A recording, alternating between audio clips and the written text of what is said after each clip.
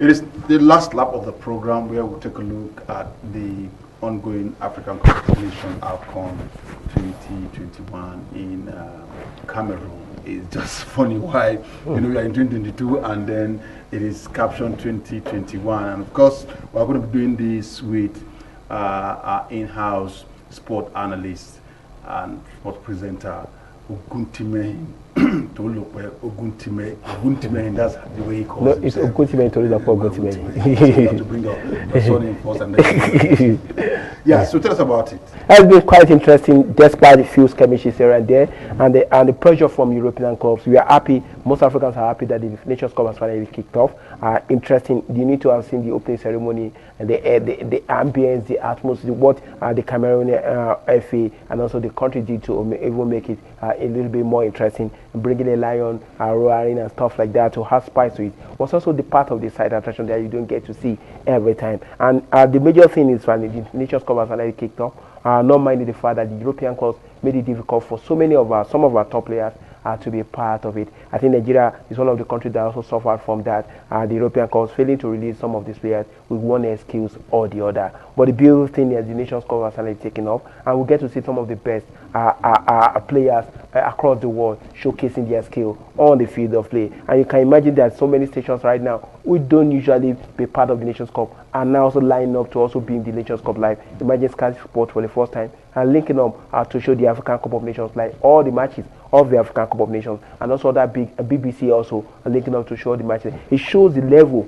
that African Cup of Nations has gotten to, because some of the top players that you get to see at African are playing for some of the top leagues in the world. Take for instance Mohamed Salah and also Sadio Mane for Liverpool. A week in, week out, they have been mentioned among them in the same breath like Messi and Ronaldo of this world, because they keep churning in top class performance week in, week out. And now those people will be at the Nations Cup. Our own Wilfred D. Victor Osimhen unfortunately couldn't be part of the Nations Cup. It would have been another spice than color to the African Cup of Nations. And the like of Real Madrid of this world, some of the top players you can think of around the world are coming together at a particular center, playing some of the best matches. Give us update on Victor Ojo Ighalo was supposed to be. Yeah, as I like, I think it's totally out of the Nations Cup right now because the club refused to release him. He was in action, I think, over the weekend for his club side, talking about Al Shabaab of Saudi Arabia, but they still refused to release him, citing one reason or the other. Unfortunately, there are reports that he signed a contract before that allows him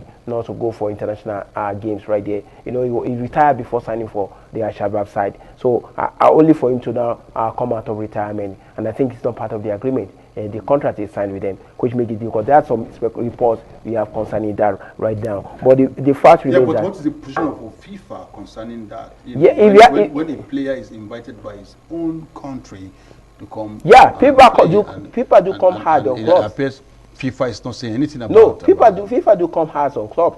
Take for instance the issue about Osimhen. If Nigeria has insisted that they want the players to play for their come for their version, Napoli wouldn't have been able to use him. If they go ahead and use him, they will be placed under a ban for doing just that. But according to a release by Nigeria Football Federation, most instances that's not the best way to go about it, because at the end of the day, the players goes back to the club and is being victimized, and the football association don't want to go through that same part of make life difficult. That's why the case of Ighalo, the case of Victor Osimhen, and even Emmanuel Dennis, NFF decides to just let it go instead of pursuing it and also asking FIFA to come hard on the club. Because if the nation has insisted that we want this boy to play for us, there's nothing the club will have been able to do about that.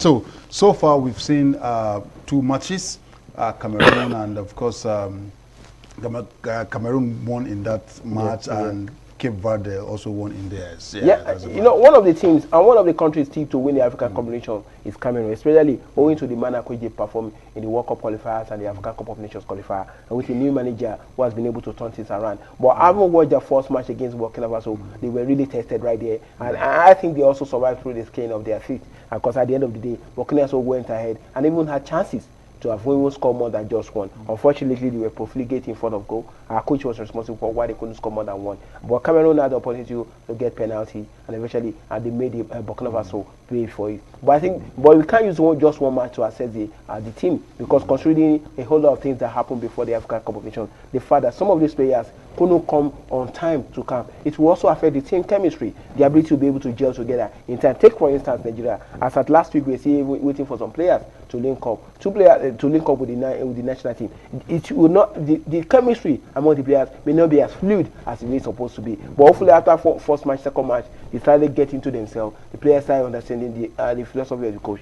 Before you know it, they can gel together. And probably when you get to the knockout phase of the competition, you start seeing the best of the team. So we can't just use one match to judge. But I was talking to a friend who is based in UK, and he called me and said to Lou, do you think the Cameroonian side can be able to win the Nations Cup? I said, it's a two-way thing. It could happen, it could not. But let's just look at the second match and third match. That determines how far this team can go. But you know, going to the Nations Cup, on the radio show on Saturday, a lot of people were calling, and some even excluded Nigeria from the top 4 countries that will make it to the semi-final. It shows the kind of pessimism that is trailing the Super Eagles going to the Nations Cup, because a lot of people are not quite happy with the kind of preparation we've had going to the Nations Cup. The sacking of the coach coming very late, and also the players not coming to camp on time also affected how the Super Eagles would have been. A lot of Super Eagles fans would have wanted to see the Super Eagles participate in the African Cup of Nations. But the good thing is the fact that they have the bulk of the players right now. Let's hope the few days they are together, they can use to work on themselves before the match against Egypt. But that's one match that we can afford to lose. Yeah, but if you look at the match between Cape Verde and Ethiopia, you just wonder, you know, where the Cape Verde guys got such skill to, you know, take possession of the play yesterday. And these are guys that are hardly heard of. Yes, exactly. You just hit the nail on the head. These are guys that you already heard so much of. Some of them are playing in obscure leagues. Some of them are playing in second division, third division, or some leagues. Some of them are playing in Cape Verde League, which is not one of the topmost league in Africa. But one thing always happens for a team that is going to a championship, when you have gang of boys who are committed to a particular cause. Normally the quality of players. Take for instance when Nigeria won the 2013 African Cup of Nations. We were not having the best couple of players. About 6 of those players were from the local league. Nobody ever thought of them. But some of the players who were eventually shot like a million stars for Nigeria at the African Cup were players based on the local league. Sunday Oba of this world, and a couple of other players right there who people never thought about that will really be able to hold their own. So that's one thing about the African Cup of Nations. It's not about the amount of stars you have. It's about the ability to be able to have a strong, cohesive side that can be able to fight against all odds. And when we won the African Cup, nobody ever thought about it. Senegal is one of the most talented sides in Africa in the last 10 years. But have they been able to win the African Cup of Nations? No. So it's not just about your stars. It's about the arrangement of and ensuring that you have the kind of chemistry that can make the boys believe in a particular cause and go all out and get the job done. So what's your expectation on our own match? I mean, Nigeria match may be coming tomorrow. Yeah, it's going down tomorrow. I just want to keep my options open. I'm not optimistic. Actually, Saturday, I would say I'm a little bit pessimistic about our chances of beating Egypt. But I just, in my mind, being a true Nigerian, I want to see probably if we can get a draw in that match. Because going out of the group we are going to face, if you don't come first in our group, may be a very tough one. So we want to see the possibility of Nigeria finishing top in their group, so we can avoid the likes of Algeria of this world. Because we remember what happened at the last Nations Cup. We don't want to repeat of that. So let's see whether we can be able to play our chances and get to probably the semi-final of this competition. And you know we are facing a team that has the likes of Mo Salah of this world. Mo Salah of this world. Unfortunately, the last African Cup of Nations, they did do very well. One tree does not make a forest. Especially Mo Salah is not Maradona. He's fast, he's fleet-footed, he's skillful, he's on the ball. But unfortunately, a whole lot of factors come into it. When Egypt won the African Cup of Nations back-to-back for 3 consecutive times, they didn't have Mo Salah of this world, but they have a strong side made up, put together by Hassan Shehata, who was able to ensure that the boys play the kind of football that brings joy to the millions of Egyptian fans out there. And the core of that team were from the local league. And even this current crop of the Egyptian team, the core of the team are from the local league. So it shows at the level of their league, how strong the league. So it's not about even you playing in some top leagues across the world that determines when you're going to win the Nations Cup. It's about having a strong cohesive side that believes in themselves, who are ready to work together, who's been able to gel together over a period of time to deliver at the topmost level of African football. Yeah, this is the biggest show speed. Before we go, let's just do a quick analysis of Nigerian journalists, sport writers, your colleagues that are actually en route, Cameroon via Yola, they have to so many of them stop over and then complete the journey via road. Yeah. What happened? Why can't we have NFF, Ministry of Sport and Development, take full responsibility or full charge, provide what it requires for Nigerian journalists to just have their way, without all this, stop over here and there.